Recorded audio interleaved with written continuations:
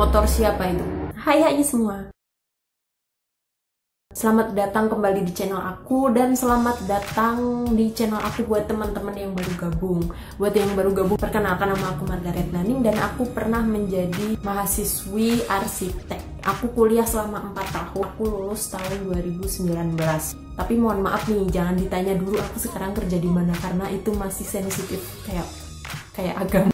Oke guys, jadi di video ini aku bakal membahas tentang pembuktian perkataan orang yang katanya kuliah arsitek itu bisa bikin kamu cepat kaya. Bener nggak ya? Jadi gini kawan-kawanku yang budiman, kuliah arsitek itu sebenarnya nggak jauh-jauh beda sama jurusan lain, cuman topik pembahasannya aja yang berbeda. Misalnya kamu kuliah akuntansi ya, kamu bahasannya akuntansi. Terus kalau misalnya kamu kuliah sastra ya bahasannya sastra, kamu kuliah seni musik ya bahasannya seni musik. Jadi kualitas lulusannya itu sebenarnya dari individu masing-masing, bukan dari jurusannya. Dan sebenarnya IPK tinggi juga nggak jamin kamu bakal tiba-tiba direkrut sama perusahaan besar atau tiba-tiba kamu buka jasa arsitek terus tiba-tiba jadi laku karena kamu pamer dengan IPK kamu yang tinggi. Sebenarnya itu ide yang cemerlang ketika kamu jadi mahasiswa arsitek dan kamu memanfaatkan itu, kamu membuka jasa desain sebagai freelancer atau membuka jasa gambar bangunan kayak gitu. Cuma jangan terfokus sama itunya aja, kamu juga harus pinter ngiklanin, banyak-banyakin relasi, dan harus berani bersaing sama orang-orang yang istilahnya udah punya nama. Dan sebisa mungkin kalau masih awal-awal itu di dalam tim itu sudah ada orang yang berpengalaman. Walaupun sebenarnya di luar sana juga ada sih yang buka jasa gambar rumah tapi dia berdiri sendiri. Tapi kan aku cuman hanya sekedar menyarankan saja. Di samping itu juga sebenarnya banyak hal yang perlu dipertimbangkan. Nah, dari pernyataan orang-orang bahwa lulusan arsitek itu pasti jadi orang kaya, ya nggak salah, nggak bener juga.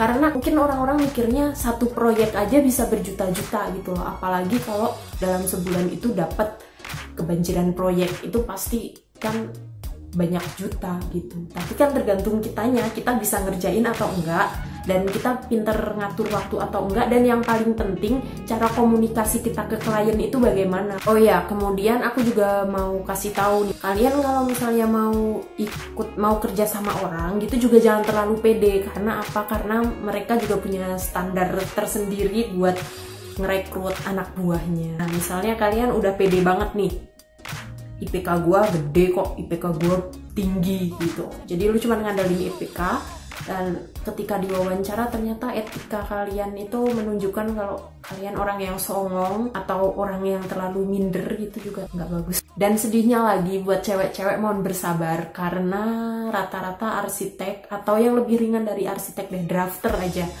Drafter arsitek itu kebanyakan yang dicari adalah laki-laki. Ya nggak usah jauh-jauh ke bangunan deh, ke ini aja, desainer grafis aja kebanyakan yang dicari laki-laki.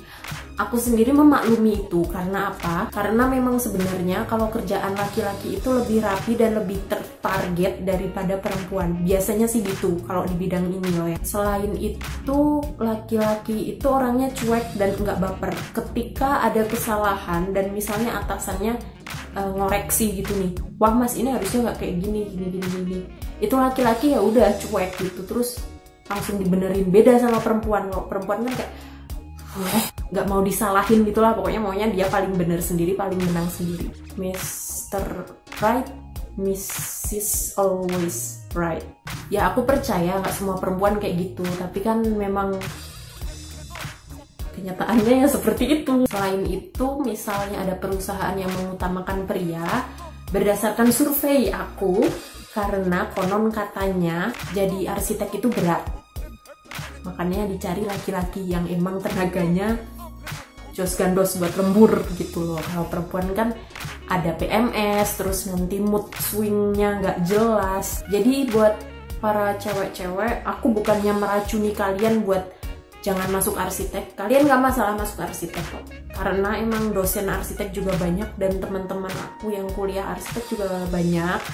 Nggak nyampe kayak sekelas cuman satu orang gitu, enggak, pasti ada beberapa teman cewek lain. Apalagi semakin kesini itu peminat arsitek perempuan semakin banyak. Tapi kan setelah kalian lulus dari jurusan arsitek, kalian nggak melulu cuma jadi arsitek, kalian bisa jadi desainer grafis, kalian bisa jadi dosen, bisa juga jadi pegawai bank kok sebenarnya. Pada intinya emang kuliah itu jangan karena ngikut omongan orang, tapi kamunya nikmatin apa enggak. Bisa jadi jurusan itu dibedakan itu kan hanya sebagai perantara saja. Misalnya kamu masuk di jurusan A, terus karena kamu suka dengan apa yang dipelajari di jurusan tersebut, terus nanti ketika lulus kamu ngelamarnya di kerjaan yang emang buat semua jurusan, tapi lebih bergengsi karena kamu punya ijazah sarjana. Kalau misalnya kamu masih bertanya-tanya, lah kak, terus jurusan apa dong yang bikin aku cepet kaya? Gak ada heran sama orang zaman sekarang, dikit-dikit duit gitu loh. Nah, kalau teman-teman gimana nih, setuju apa enggak kalau misalnya masuk ke jurusan arsitek itu setelah kalian lulus nanti kalian bisa cepet kaya? Boleh komentar di bawah. Dan buat teman-teman yang mau diskusi juga boleh komentar di bawah. Ya, makasih buat yang udah nonton, dan buat yang pengen tahu kegiatan apa aja yang telah aku jalani semasa kuliah kemarin, boleh ditanyain. Jangan lupa untuk like, subscribe, komen, dan share. Dadah!